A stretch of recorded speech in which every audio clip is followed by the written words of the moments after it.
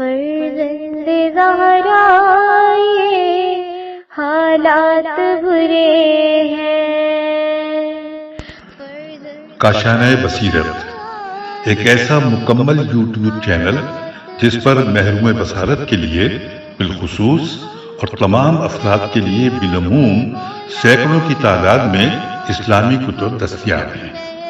لہذا گزارش ہے کہ آپ اپنی ذمہ داری نبھاتے ہوئے کاشانۂ بصیرت کو سبسکرائب کرنے کے ساتھ ساتھ بیل آئیکن کو پریس کیجیے تاکہ آپ علم کے حصول کے ساتھ ساتھ مذہب اہل بیت کی اشاعت میں بھی اہم کردار ادا کرتے رہیں۔ کاشانۂ بصیرت، کاشانۂ بصیرت، کاشانۂ بصیرت۔ فرزند زہرا یہ حالات برے ہیں۔ السلام علیکم ورحمۃ اللہ وبرکاتہ۔ سامعین، آپ سماعت فرما رہے ہیں جسم کے عجائبات۔ تحریر اور ترجمہ محمد علی سید صاحب کا ہے۔ آج ہم آپ کے سامنے اس کی 10ویں ریکارڈنگ پیش کر رہے ہیں۔ صفحہ نمبر 201 ہے۔ جسم کی کہانی آپ تسلسل سے سن رہے ہیں۔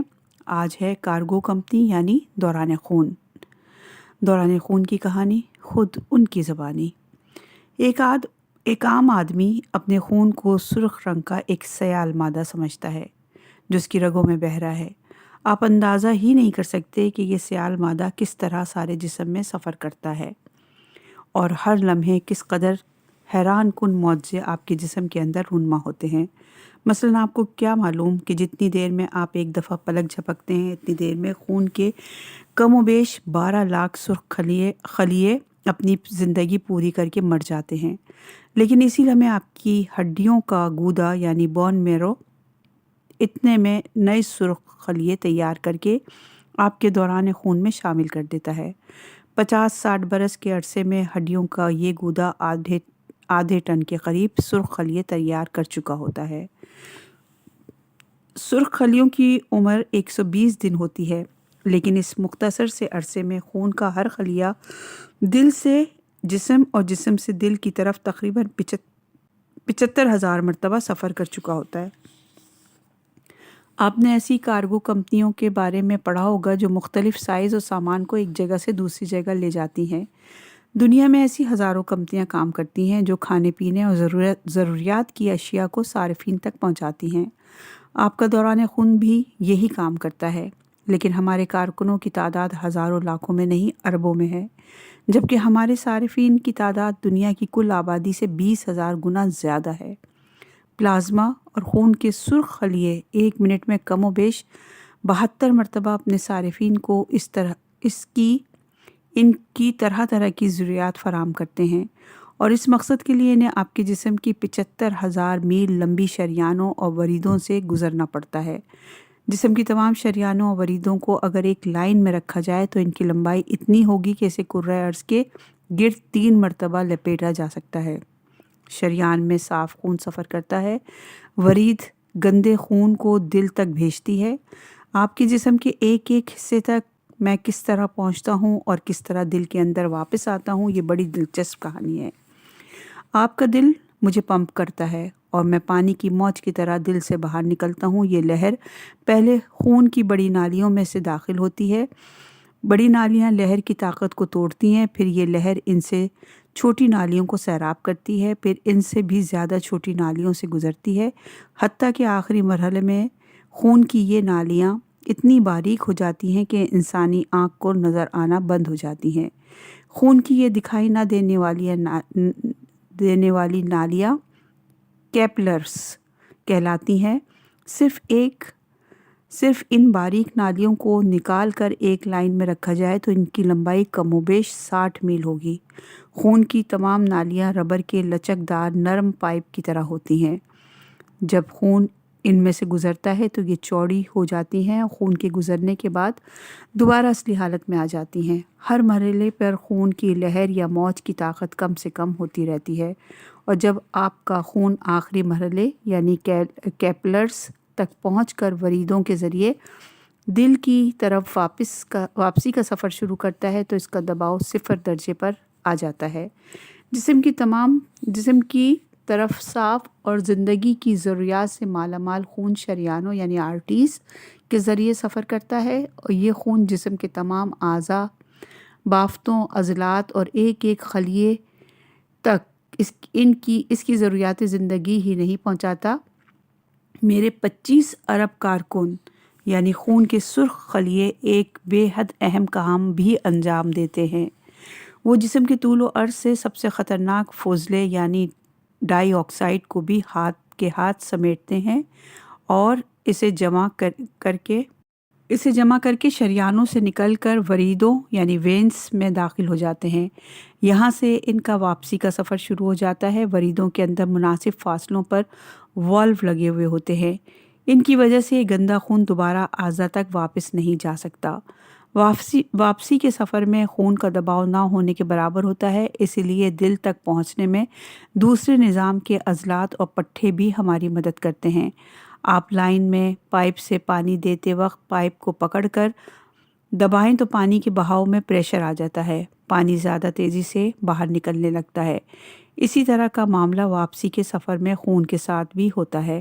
مثلاً آپ چل رہے ہوں تو آپ کی ٹانگوں کے پٹھے جگہ جگہ سے وریدوں کو دباتے ہیں۔ اس طرح دبنے سے وریدوں میں خون کے بہاؤ کی رفتار بڑھتی رہتی ہے۔ چلنے میں صرف ٹانگوں کے پٹھے مڑتے ہیں اور وریدوں کو دبا کر خون کو آگے بڑھاتے ہیں۔ ورزش کے دوران یہ کام جسم کے دوسرے پٹھے بھی سر انجام دیتے ہیں، لیکن نماز کے قیام، تکبیر، رکوع، سجود اور تشہد کے درمیان یہ زندگی بخش عمل اپنے عروج پر پہنچ جاتا ہے، کیونکہ نماز کے دوران جسم کے تقریباً سارے جوڑ بار بار مڑتے اور سیدھے ہوتے رہتے ہیں۔ ابھی میں نے آپ کو بتایا تھا کہ وریدوں کے اندر قدرت نے ایسے والو بنا رکھے ہیں جن کی وجہ سے واپسی کے سفر میں آپ کا خون واپس نہیں لوٹ سکتا، یہ آگے ہی بڑھتا رہتا ہے اور دھیرے دھیرے آپ کے دل کے مخصوص چیمبر میں گرنے لگتا ہے۔ یہاں سے دل اس خون کو صفائی اور تازہ آکسیجن لوڈ کرنے کے لیے پھیپھڑوں میں پمپ کر دیتا ہے۔ وریدوں میں موجود والو جو مجھے ون وے روٹ اختیار کرنے پر مجبور کرتے ہیں، ان میں سے کوئی ایک یا چند کسی سبب سے خراب ہو جاتے ہیں۔ ایسی صورت میں آپ کا خون جب بھی یہاں آتا ہے تو اسے متبادل راستہ اختیار کرنے کے لیے تھوڑی دیر یہاں ٹھہرنا پڑ جاتا ہے۔ یہ عمل بار بار دہرایا جاتا ہے تو خون میں شامل بہت سے اجزاء اس مقام پر چپکتے جاتے ہیں۔ ان اجزاء کی وجہ سے ایک تو اس مقام پر ایک گھومڑا سا ابھر آتا ہے اور شدید درد محسوس ہوتا ہے، دوسرے اس کے قریبی علاقے میں موجود باریک باریک وریدیں چوڑی ہو کر نمایاں نظر آنے لگتی ہیں۔ انہیں ویکروکوس وین کہا جاتا ہے۔ یہاں شدید درد محسوس ہوتا ہے اور چلنے پھرنے میں دشواری۔ یہ ایک باریک وریدیں اصل میں میری وجہ سے چوڑی ہوتی ہیں۔ مجھے ہر صورت میں دل تک واپس پہنچنا ہوتا ہے۔ عام راستہ بند ملے تو مجھے غیر روایتی راستوں سے گزرنا پڑتا ہے۔ یقیناً آپ نبض کے بارے میں معلوم کرنا چاہیں گے کہ یہ کیوں دھڑکتی ہے۔ میں نے آپ کو بتایا تھا کہ دل آپ کے خون کو لہروں کی صورت میں پمپ کرتا رہتا ہے۔ یہ عمل وہ صحت مند آدمی کے جسم میں 1 منٹ میں 72 مرتبہ دہراتا ہے۔ خون کی یہ لہر جب شریانوں سے گزرتی ہے تو خون کی یہ رگیں پھیل جاتی ہیں۔ جب یہ پھیلتی ہیں تو آپ اپنی کلائی یا کسی اور مقام پر ان کا ابھرنا محسوس کرتے ہیں۔ خون کی موج گزرنے کے بعد یہ سکڑ جاتی ہیں۔ اس وقفے میں آپ نبض کی دھڑکن محسوس نہیں کرتے۔ جو اجزاء میرے یعنی دوران خون کے اندر ہر وقت محو سفر رہتے ہیں، ان کا نام فہرست خاصی لمبی ہے۔ ان کا نام بنام فہرست خاصی لمبی ہے اور ان کے کام انسانی عقل کو ورطۂ حیرت میں ڈال دینے والے ہیں۔ خون کی پرپیچ پیچیدہ نالیوں میں جو سیال سفر کرتا ہے، اس میں خون کے سرخ خلیوں کے ساتھ جسم کے حفاظتی نظام کے کارکن سفید خلیے مثلاً گرینیولوسائٹس، لیمفوسائٹس، مونوسائٹس بھی پیٹرولنگ کرتے ہیں۔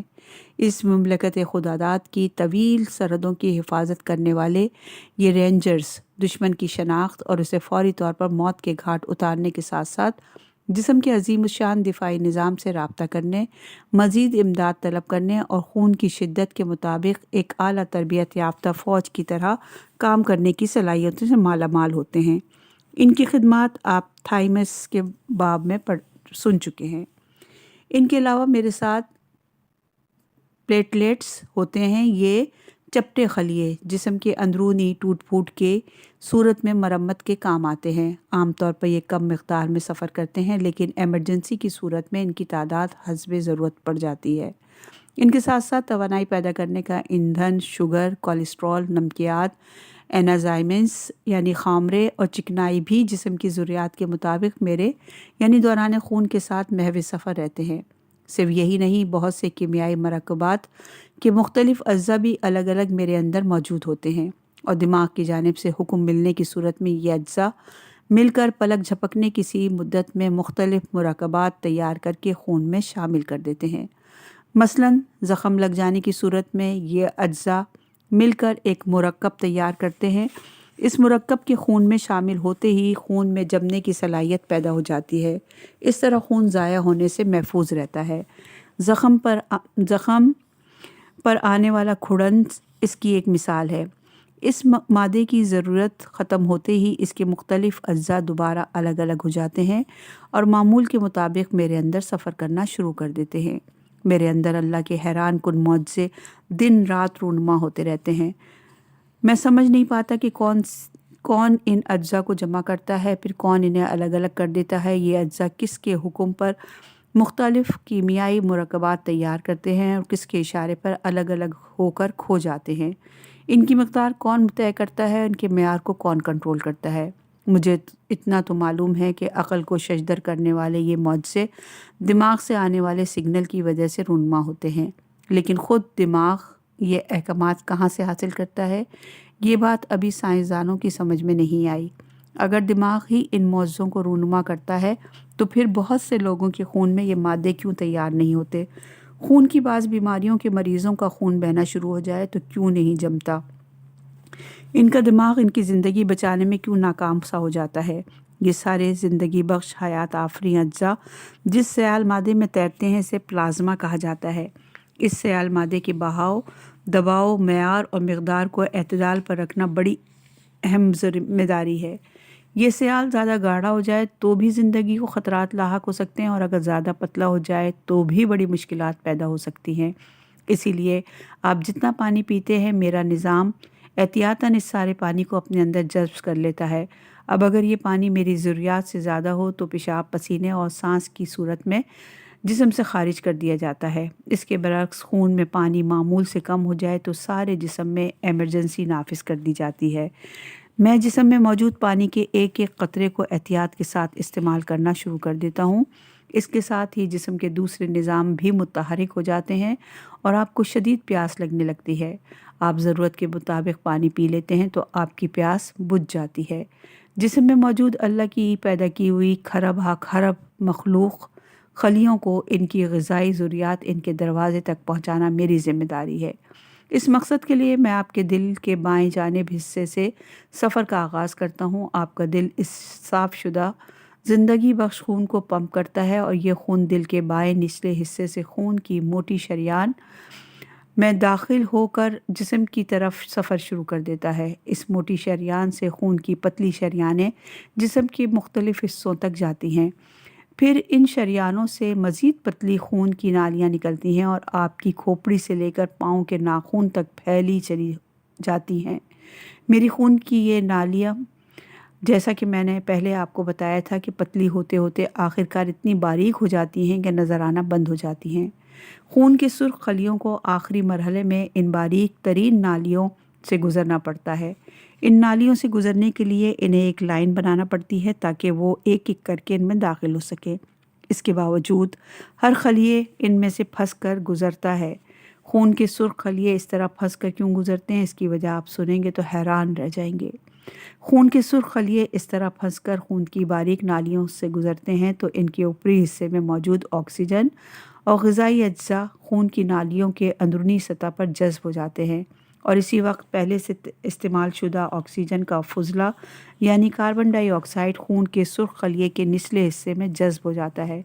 اب یہ خون گندے خون میں تبدیل ہو کر خون کی دوسری قسم کی نالیوں میں داخل ہو جاتا ہے۔ یہ وریدیں بھی شروع میں بالکل پتلی ہوتی ہیں، ان سے خون نسبتاً زیادہ موٹی وریدوں میں چلا جاتا ہے۔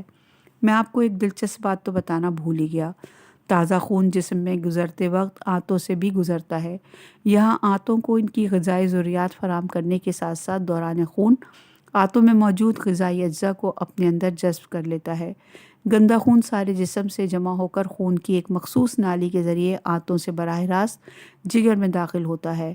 جگر تک خون پہنچانے والی اس نالی کو ہیپاٹک پورٹا وین کہا جاتا ہے۔ خون کی آنتوں سے جگر میں داخل ہوتے ہی جگر، جسے جسم کا کیمیکل پلانٹ کہا جاتا ہے، اپنا کام شروع کر دیتا ہے۔ اگر یہ خون جگر میں سے گزرنے کے بجائے براہ راست دل میں چلا جائے تو منٹوں میں انسان کی موت واقع ہو جاتی ہے۔ بہرحال یہ خون جگر سے دل کے دائیں حصے میں آ جاتا ہے۔ دل اس خون کو صفائی کے لیے پھیپھڑوں کی طرف روانہ کر دیتا ہے۔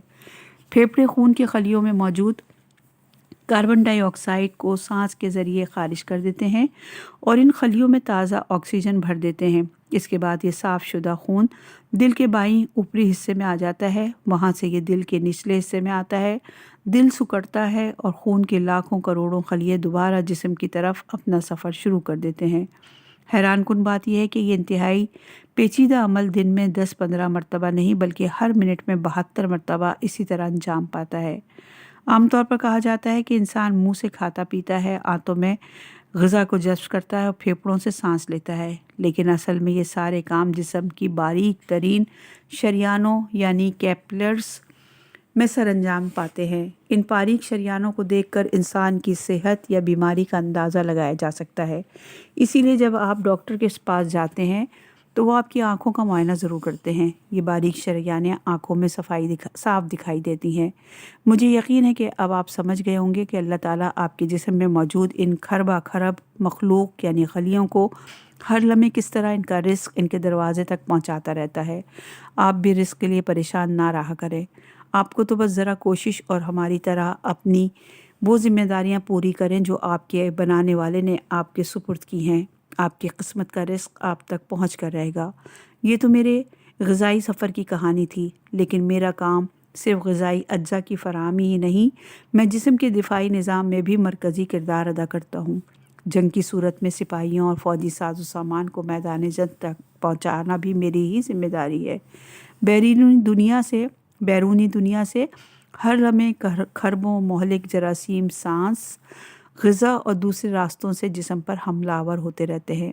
جسم کے دشمن وائرس، بیکٹیریا اور دوسرے جراثیم کی شکل میں کھربوں کی تعداد میں ہر وقت آپ کے ارد گرد موجود رہتے ہیں۔ یہ دشمن ہوا، پانی اور غذا کے ذریعے بھی جسم میں داخل ہوتے ہیں۔ ان مہلک دشمنوں سے جسم کو بچانے کے لیے اللہ نے خون کے اندر سفید خلیے پیدا کیے ہیں۔ سفید خلیوں کی کئی اقسام ہیں۔ یہ خلیے محدود تعداد میں تو دوران خون کے ساتھ سفر کرتے ہی رہتے ہیں، لیکن وقت ضرورت ان کی تعداد کروڑوں تک پہنچ جاتی ہے۔ وائرس انفیکشن کی صورت میں کوئی دوا اثر نہیں کرتی۔ یہ جنگ سفید خلیوں کو تنہا لڑنا پڑتی ہے۔ سفید خلیوں کے مختلف نام ہیں: فیکوسائٹس، لیمفوسائٹس، مونوسائٹس اور گرینیولوسائٹس وغیرہ۔ یہ سفید خلیے 1 کیوبک ملی میٹر میں 9000 کی تعداد میں موجود ہوتے ہیں۔ ان کے مختلف کام ہوتے ہیں۔ خدا نخواستہ جسم پر کہیں زخم آ جائے تو بیرونی دنیا سے لاکھوں جراثیم اس راستے سے جسم میں داخل ہونے لگتے ہیں۔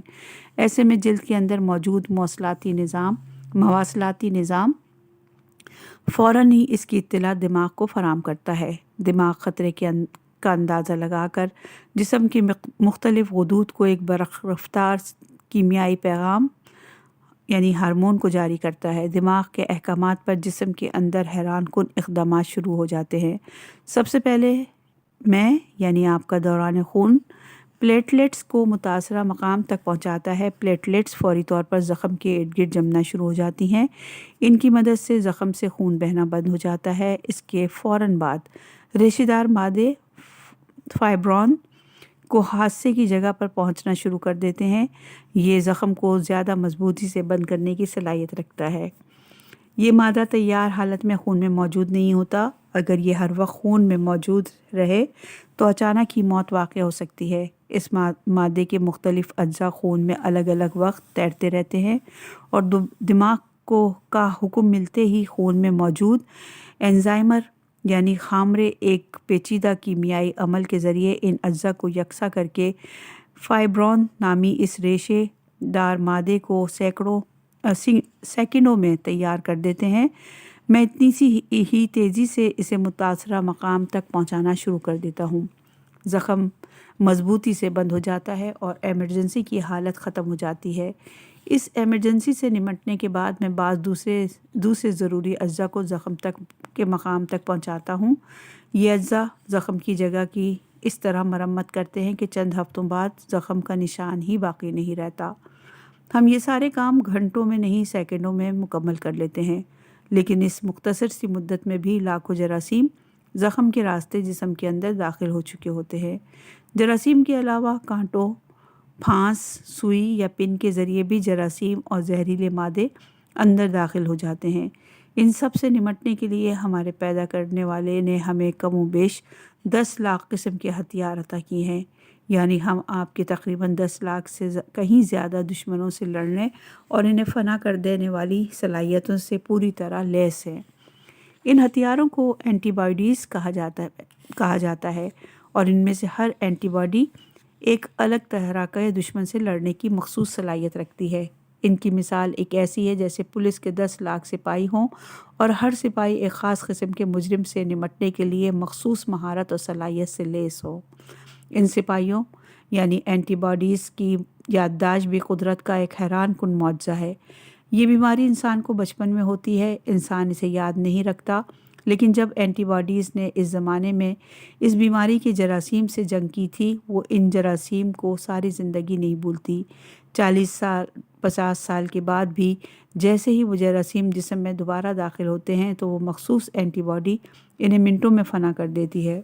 زخم لگنے کی صورت میں جو جراثیم اندر آ جاتے ہیں، ان جسموں سے جسم کو حساس تنصیبات کو بچانے کے لیے میں اینٹی باڈیز کی فوج کو حادثے کی جگہ پہنچانا شروع کر دیتا ہوں۔ جراثیم سے جنگ میں دونوں طرف کے فوجی مرتے ہیں اور میدان جنگ ان کی لاشوں سے بھر جاتا ہے۔ ان لاشوں یعنی مردہ جراثیم اور مردہ سفید خلیوں کو ٹھکانے لگانا بھی بہت ضروری ہوتا ہے۔ اس مقصد کے لیے میں فیکوسائٹس نامی مخصوص سفید خلیوں کو میدان جنگ تک پہنچاتا ہوں۔ یہ مخصوص خلیے دونوں طرف کے مردوں کو منٹوں میں کھا پی کر چٹ کر جاتے ہیں۔ اینٹی باڈیز جس قدر تیزی سے جنگ میں کام کرتی ہیں، اتنی ہی تیزی سے جسم کی مخصوص فوجی چھاونیوں سے ان کی تازہ کھیپ تیار ہو کر دوران خون میں شامل ہوتی رہتی ہے۔ جتنی دیر میں آپ یہ جملہ پڑھیں گے، اتنی دیر میں کروڑوں اینٹی باڈیز تیار ہو کر خون میں شامل ہو چکی ہوں گی۔ ضروری نہیں کہ کوئی زخم آئے، جراثیم دوسرے ذرائع سے بھی ہر لمحے جسم میں داخل ہوتے ہیں۔ جراثیم کا معمولی حملہ بھی اکثر جان لیوا ثابت ہوتا ہے، اس لیے آپ کے بنانے والے نے آپ کو نادیدہ دشمنوں سے بچانے کے لیے اس قدر اضافی اقدامات کیے ہیں۔ تمام خلیوں کی کارکردگی کو برقرار رکھنے کے لیے خون میں موجود ہیموگلوبین بنیادی کردار ادا کرتا ہے۔ یہ آکسیجن کو جذب کرنے کی صلاحیت سے مالا مال ہوتا ہے۔ اسی کی مدد سے میرے سرخ خلیے پھیپھڑوں سے تازہ خون اپنے اندر جذب کرتے ہیں اور جسم کے کھرب کھرب خلیوں تک پہنچاتے ہیں۔ اگر ہم یہ آکسیجن اللہ کی اس مخلوق تک نہ پہنچائیں تو یہ کھرب کھرب مخلوق سانس کس طرح لے سکتی ہے؟ مجھے معلوم ہے کہ آپ بلڈ گروپ کے بارے میں جاننا چاہتے ہوں گے۔ یہ بڑی اہم بات ہے۔ خون کی 4 بنیادی اقسام ہیں: بی، اے اور او۔ ان میں سے ہر گروپ مخصوص اجزاء کا حامل ہوتا ہے۔ خون کی سرخ خلیوں کے اوپری سطح پر ایک مخصوص مادہ پایا جاتا ہے جسے اینٹیجن کہا جاتا ہے۔ اس مادے کی 2 اقسام ہیں، ایک کو اے کا نام دیا گیا اور دوسرے کو بی کا نام۔ بہت سے لوگوں کے خون میں صرف اینٹیجن اے پایا جاتا ہے، ان کا بلڈ گروپ اے کہلاتا ہے۔ اسی طرح جس آدمی کے خون میں صرف اینٹیجن بی ہوگا، اس کا بلڈ گروپ اے بی کہلائے گا۔ اگر کسی کے خون میں دونوں اقسام کی اینٹیجن ہوں گی تو ان کا بلڈ گروپ بی ہوتا ہے۔ اینٹیجن کو آپ سرخ خلیوں کا شناختی کارڈ کہہ سکتے ہیں۔ اسی کے ذریعے خون کے خلیے ایک دوسرے کو پہچانتے اور اجنبی خلیوں کی شناخت کرتے ہیں۔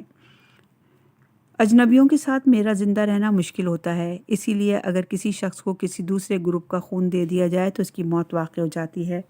میرا ایک گروپ او کہلاتا ہے. اس گروپ کے خلیوں میں یہ شناختی مادہ بالکل نہیں ہوتا، اسی لیے یہ خون کسی بھی بلڈ گروپ والے کو دیا جا سکتا ہے، لیکن بلڈ گروپ او والے افراد کو صرف بلڈ گروپ او ہی دیا جا سکتا ہے، کیونکہ اس کے اندر موجود اینٹی باڈیز یا اجنبی خون کے سرخ خلیوں پر حملہ آور ہو جاتی ہیں. خون کی بہت سی بیماریاں ہیں. شریانوں کا سخت ہو جانا کیلشیم کی وجہ سے ہوتا ہے. شریانوں میں چربی جمنے سے شریانیں تنگ ہو جاتی ہیں اور ان میں سے خون گزرنا ممکن نہیں رہتا. جن حصوں تک خون پہنچنا بند ہو جاتا ہے وہ مردہ ہو کر سڑنے لگتے ہیں. ایسا عام طور پر جسم کے آخری حصوں میں ہوتا ہے. مثلاً پیر کی انگلیاں گلنے لگتی ہیں. اس کا علاج اس حصے کو جسم سے الگ کرنا ہی رہ جاتا ہے. اس بیماری کو گنگرین کہتے ہیں. شریانیں سکڑنے یا سخت ہو جانے کی وجہ سے فالج بھی ہوتا ہے. اور دل کا دورہ بھی. خون میں شکر کی مقدار زیادہ رہنے لگے تو شوگر کی بیماری کہتے ہیں. شکر کی مقدار مستقل کم رہنے لگے تو یہ دوسری طرح کی بیماری ہوتی ہے. خون میں سرخ خلیوں کی تعداد کم ہو جائے تو اینیما ہو جاتا ہے.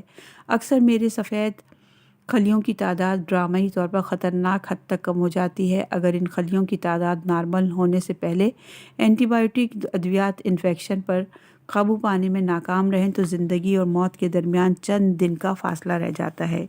اس کے برعکس سفید خلیوں کی مقدار معمول سے زیادہ ہو جائے تو دوسرے مسائل پیدا ہو جاتے ہیں. لیوکیمیا نامی بیماری بھی سفید خلیوں کی زیادتی سے پیدا ہوتی ہے. فی کیوبک ملی میٹر خون میں سفید خلیوں کی نارمل تعداد 4000 سے 11000 تک ہوتی ہے، لیکن اگر یہ تعداد 1,00,000 سے اوپر ہو جائے تو اس حالت کو خون کا کینسر کہتے ہیں. بیماریوں کے تذکرے سے آپ پریشان نہ ہوں، یہ دیکھیں کہ کیا کچھ ہو سکتا تھا، لیکن اللہ کا شکر ہے کہ آپ صحت مند ہیں. خدا کرے کہ آپ ہمیشہ اسی طرح تندرست و توانا رہیں. صحت مند رہنے کے لیے اپنی غذا کا خیال رکھیں. جس مالک نے آپ کو جسم جیسی انمول مشین عطا کی ہے، اس نے اس جسم کو رواں دواں رکھنے کے لیے طریقہ کار بھی تفصیل سے آپ کو بتا دیا ہے. اس نے کھانے پینے کی جو چیزیں حرام کر دی ہیں وہ اس مشین کو تباہ کر سکتی ہیں. ان حرام یا مشکوک چیزوں کو کبھی استعمال نہ کریں. یہ ایسی ہی مثال ہوگی جیسے جوسر کے ذریعے کیلے کا شیک بنانے کے بجائے اس سے اخروٹ پیسنے کی کوشش کی جائے. اس جسم کے ایجاد کرنے والے نے بے شمار لاتعداد حلال غذائیں پیدا کی ہیں. انہیں استعمال کریں، لیکن ان میں بھی زیادتی اچھی نہیں. ورزش کی اہمیت سے انکار نہیں کیا جا سکتا. زیادہ چکنائی بڑے مسائل پیدا کرتی ہے، اس سے بچیں. اگر اللہ نے آپ کو سواری عطا کی ہے تو پیدل بھی چلا کریں. آپ کے گھر میں ایئر کنڈیشنز ہے تو کبھی کھلی ہوا میں بھی وقت گزارا کریں، اور سب سے بڑھ کر یہ شکر گزاری کی عادت ڈالیں. ویسے ہماری یعنی خون کے خلیوں کی زبان ہوتی تو آپ کا جسم ہماری تسبیح کی آوازوں سے ہر وقت گونجتا رہتا، مگر اس طرح آپ نہ کوئی دوسری آواز سن سکتے اور نہ کبھی سو سکتے. لیکن اللہ تعالیٰ ایسی عبادت کو پسند نہیں کرتا جس کی وجہ سے اس کے دوسرے بندوں کے کاموں میں رکاوٹ پیدا ہو یا انہیں کوئی تکلیف پہنچے. صفحہ نمبر ہے 217. لڑاکا فوج اور ٹرانسپورٹر یعنی سفید اور سرخ خلیے. خون کے خلیوں کی کہانی خود ان کی زبانی سنیے. ہم سفید خلیوں کے بہت سے نام، کام، سائز و ذمہ داریاں ہیں. ہم ہر لمحے ایک محدود تعداد میں دوران خون کے ذریعے آپ کے جسم کے 75,000 میل لمبی خون کی رگوں، ایک ایک عضو، ایک ایک بافتے اور ایک ایک علاقے میں پیٹرولنگ کرتے رہتے ہیں. راستے میں کسی دشمن کو دیکھتے ہی ہم خطرے کا الارم بجا کر دشمن پر حملہ آور ہو جاتے ہیں. دشمن کے حملے کو ناکام بنانے کے لیے ہم طرح طرح کے طریقے استعمال کرتے ہیں. مثلاً کسی دشمن کو دیکھتے ہی ہم جا کر اسے چپک جاتے ہیں. ہمارے چپکنے سے اس جرثومے کی موت واقع ہو جاتی ہے. اور خود سفید خلیے کی بھی یہ خودکش حملے کی ایک شکل ہے. بیماری کا جراثومہ زیادہ طاقتور ہو تو ہم بہت سارے سفید خلیے مل کر ایک بڑا سفید خلیہ بناتے ہیں اور بیماری کے جرثومے کو ہر طرف سے ڈھانک دیتے ہیں. اس طرح دشمن بے بس ہو جاتا ہے. بیماری کے کچھ جراثیم ایسے ہوتے ہیں جنہیں عام سفید خلیے شناخت نہیں کر پاتے. ان اجنبیوں کو خون میں گھومتے دیکھ کر میکروفیجز نامی خلیے انہیں پکڑ کر قریبی چوکی پر موجود ٹی سیل نامی لیمفوسائٹس کے سامنے پیش کر دیتے ہیں. ٹی سیلز کی یادداشت بڑی حیران کن ہوتی ہے. جو جراثومہ زندگی کے کسی بھی حصے میں جسم کے اندر داخل ہو جائے ٹی سیل اسے کبھی نہیں بھولتے۔ یہی نہیں، انہیں یہ بھی یاد ہوتا ہے کہ بیماری کے اس جراثومے کو کون سی اینٹی باڈی کے ذریعے ہلاک کیا گیا تھا۔ ٹی سیلز دوبارہ جسم میں آنے والے اس جرثومے کو 50 سال بعد بھی شناخت کر کے جسم کے دفاعی نظام سے اسے مخصوص اینٹی باڈی کی تیاری اور فوری فراہمی کی درخواست کرتے ہیں۔ ویکسین کے بارے میں آپ جانتے ہیں، اس میں مختلف بیماریوں کے مردہ جراثیم کو جسم میں داخل کیا جاتا ہے تاکہ ٹی سیلز ان کی بناوٹ اور ان کے اندرونی نظام کو ایک دفعہ دیکھ لیں۔ اس کے بعد جب بھی یہ جرثومہ جسم میں داخل ہوں گے تو ٹی سیلز انہیں دیکھتے ہی پہچان لیں گے اور ہم سفید خلیوں کا ایک خاص گروپ انہیں منٹوں میں ہلاک کر دے گا۔ پولیو کی ویکسین بچوں کو قطروں کی شکل میں پلائی جاتی ہے۔ اس کی وجہ یہ ہے کہ پولیو کا وائرس پانی یا غذا کے ذریعے جسم کے اندر آتا ہے اور سب سے پہلے آنتوں پر پہنچتا ہے۔ اس لیے اس کے مردہ وائرس کو آنتوں میں کام کرنے والے دفاعی نظام کی طرف روانہ کیا جاتا ہے تاکہ وہ اسے شناخت کر لے اور آئندہ جب بھی یہ وائرس جسم کے اندر داخل ہو تو خون میں شامل ہونے سے پہلے ہی آنتوں میں موجود سفید خلیے سے موت کے گھاٹ اتار دے۔ ہم سفید خلیے ہوں یا خون کے سرخ خلیے، شروع میں ایک خلیے سے وجود میں آتے ہیں۔ اس خلیے کو گرینڈیا یعنی دادا ابا کہتے ہیں، گرینڈ پا کہہ لیں آپ، گرینڈ پا یعنی دادا ابا کہا جاتا ہے۔ گرینڈ پا کی اولاد 2 شاخوں میں بٹ جاتی ہے۔ ایک شاخ RBC کہلاتی ہے۔ RBC کا مطلب ہے ریڈ بلڈ سیلز۔ خون کے یہ سرخ خلیے ذرائع نقل و حمل کی بہت بڑے نیٹ ورک سے وابستہ ہوتے ہیں۔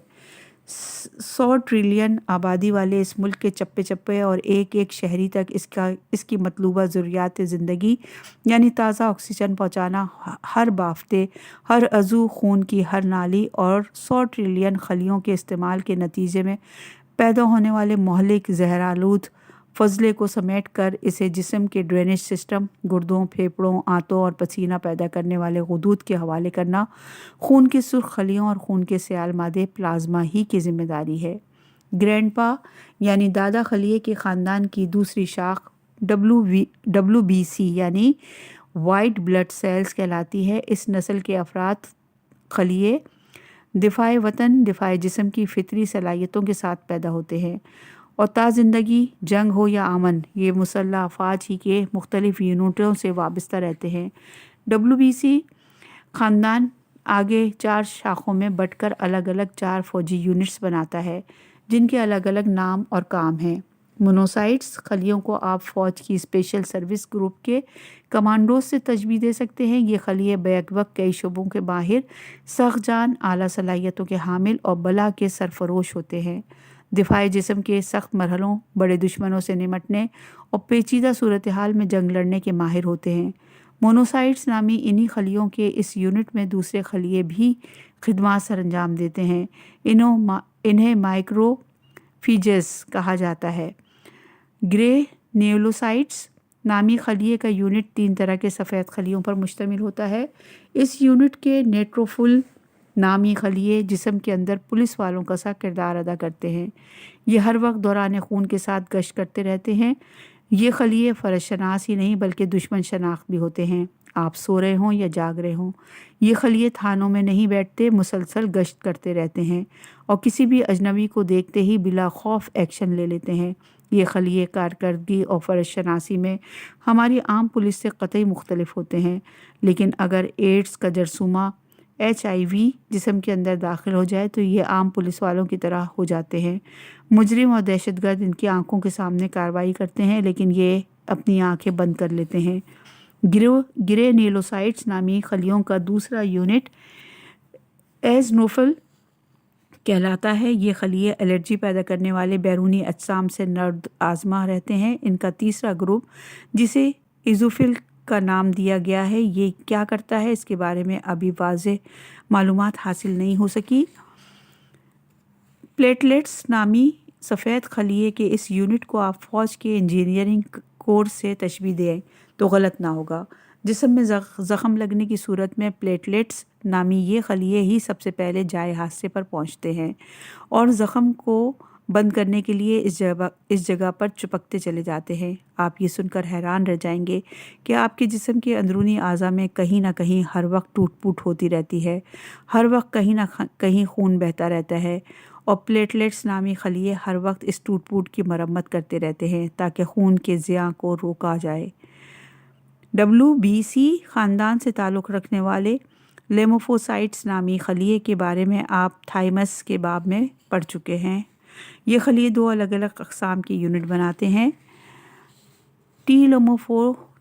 ٹیملوفائٹس کمپیوٹر کی ہارڈ ڈسک کی طرح ہوتے ہیں، بے شمار معلومات اپنے اندر اسٹور کرتے ہیں۔ جو بیماری ایک مرتبہ جسم کے اندر آئی، اس کی مکمل فائل ان خلیوں کے پاس موجود ہوتی ہے۔ یہ آرمی کے سگنلز کور کی طرح دفاعی نظام سے مواصلاتی رابطہ کرنے کے بھی ماہر ہوتے ہیں۔